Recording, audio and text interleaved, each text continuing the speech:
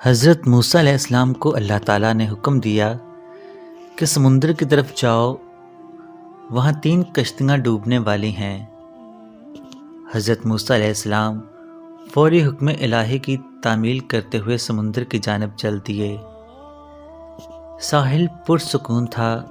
بہت دور سے ایک کشتی آتی ہوئی دکھائی دی جو آہستہ آہستہ ساحل کی طرف بڑھ رہی تھی۔ ابھی وہ کنارے سے کچھ ہی فاصلے پر تھے کہ حضرت موسیٰ علیہ السلام نے آواز دی کہ اے کشتی والو، اللہ کا حکم آنے والا ہے، ہوشیار رہنا۔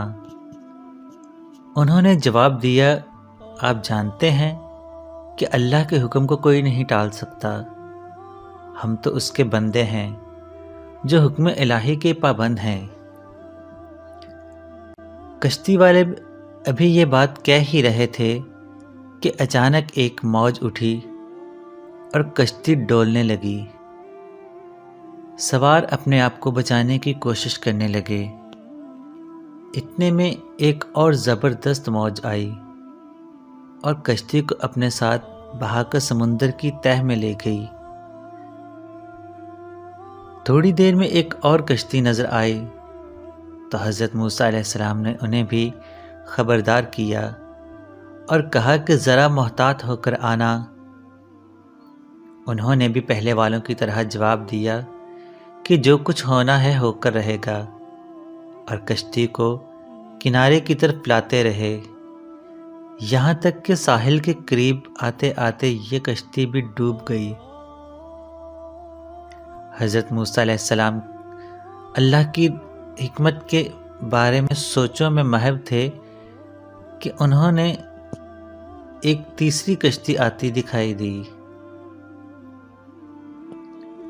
آپ نے حسب سابق اس کشتی والوں کو بھی نصیحت کی کہ دیکھو، اللہ کا حکم آنے والا ہے، اپنے گناہوں کی معافی مانگتے ہوئے ذرا محتاط ہو کر آؤ۔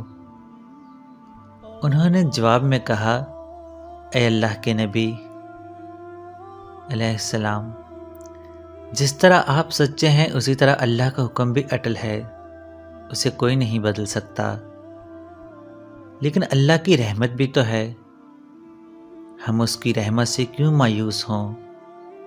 لہٰذا ہم اللہ کی رحمت پر بھروسہ کر کے آ رہے ہیں، اور وہ اپنی رحمت کے صدقے میں ہمیں ضرور امن و سلامتی کے ساتھ کنارے پر پہنچا دے گا۔ کشتی والوں کا یہ جواب سن کر حضرت موسیٰ علیہ السلام خاموش ہو گئے۔ جب کشتی بحفاظت کنارے آ لگی تو اللہ کے پیغمبر علیہ السلام سوچنے لگے کہ اللہ نے 3 کشتیاں ڈوبنے کا فرمایا تھا، 2 تو ڈوب گئیں لیکن تیسری سلامتی کے ساتھ کنارے آ لگی ہے، یہ کیسے بچ گئی؟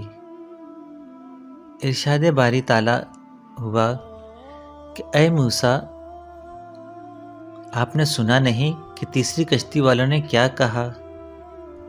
انہوں نے میرے حکم کو تسلیم کیا تھا، میری رحمت کو آواز دی تھی اور اس پر پورا توکل اور بھروسہ بھی کیا تھا، تو اس لیے یہ کشتی میری رحمت کے طفیل بچ گئی، کیونکہ جو بھی میری رحمت کے دروازے پر آ کر صدا دیتا ہے میں اسے نا امید نہیں کرتا۔